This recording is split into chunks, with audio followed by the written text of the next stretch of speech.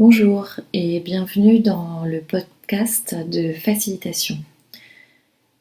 Je m'appelle Emmanuelle Bautreau, je suis sophrologue, psychologue du travail et j'écris des contes sophrologiques pour enfants, ados et adultes. Aujourd'hui, je voudrais vous parler des troubles 10. Il y aura plusieurs podcasts autour des troubles 10. Et aujourd'hui, je voudrais vous parler de la dysphasie. Et peut-être l'apport que peut faire la sophrologie sur les personnes qui sont atteintes de dysphasie. Déjà, ce qu'il faut savoir, c'est que la dysphasie, c'est un trouble de l'apprentissage et du développement du langage oral qui touche à peu près 2% de la population.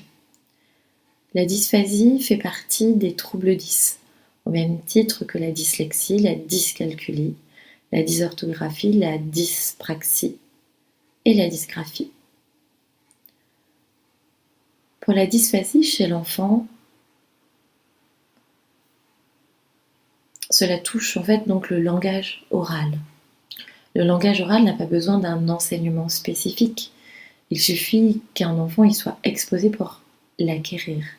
Il réagit au son de la langue de ses parents, puis en imite les voyelles, les tonalités, les rythmes. Il prononce ensuite des mots et une base de syntaxe se met en place progressivement. Chez les enfants qui sont atteints de dysphasie, on observe en fait un retard de langage.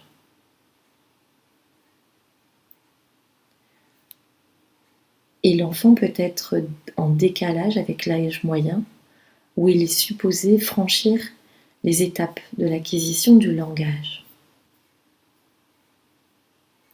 La dysphasie n'est pas un retard, mais un trouble spécifique dans l'apprentissage du langage oral.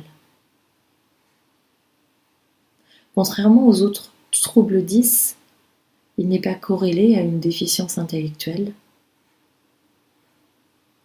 C'est toujours bien de le rappeler. Quels peuvent être les signes d'une potentielle dysphasie ? L'enfant a l'air de mal entendre. Il ne réagit pas à des consignes simples. Il mime ou montre du doigt pour s'exprimer mais n'utilise pas de mots. Il est difficile de le comprendre quand il s'exprime à l'oral et ses compétences linguistiques stagnent malgré le fait qu'il soit scolarisé. En fait, la dysphasie peut concerner deux aspects différents du langage oral. La parole, le discours manque de fluidité, la parole est saccadée et peut s'accompagner d'une articulation difficile. Les erreurs de syntaxe peuvent être fréquentes. Il y a aussi la compréhension. L'enfant a du mal à comprendre ce qu'on lui dit, même énoncé simplement. Les métaphores et le second degré lui sont étrangers.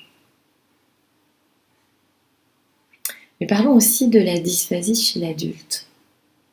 La dysphasie ne touche pas que les enfants.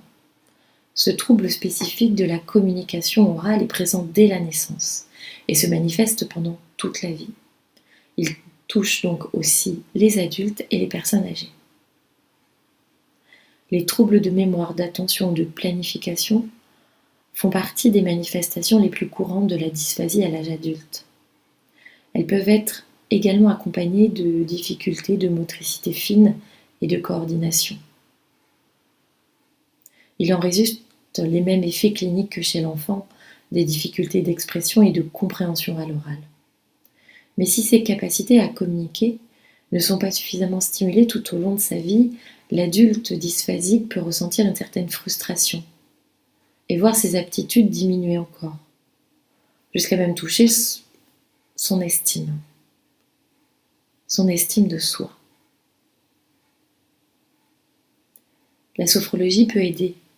Les séances de sophrologie s'inscrivent parfaitement en complément de l'intervention d'un ou d'une orthophoniste et d'une prise en charge neuropsychologique. La pratique régulière d'exercices de sophrologie simples permet d'avoir de bons résultats pour regagner la confiance et l'estime de soi notamment. La sophrologie peut également aider à prendre plus de recul par rapport à la dysphasie, avoir plus de calme, à envisager en fait un quotidien avec plus de sérénité. Je serais ravie de pouvoir en discuter avec vous. Et si vous le souhaitez, vous pouvez me contacter. En attendant, j'espère que l'écoute de ce podcast vous aura été utile. Je vous remercie de votre attention et vous souhaite une très bonne journée. C'était Emmanuelle Bautreau, donc sophrologue, psychologue du travail et auteur de livres de contes sophro au sein de l'entreprise Facilitation. Merci et à bientôt.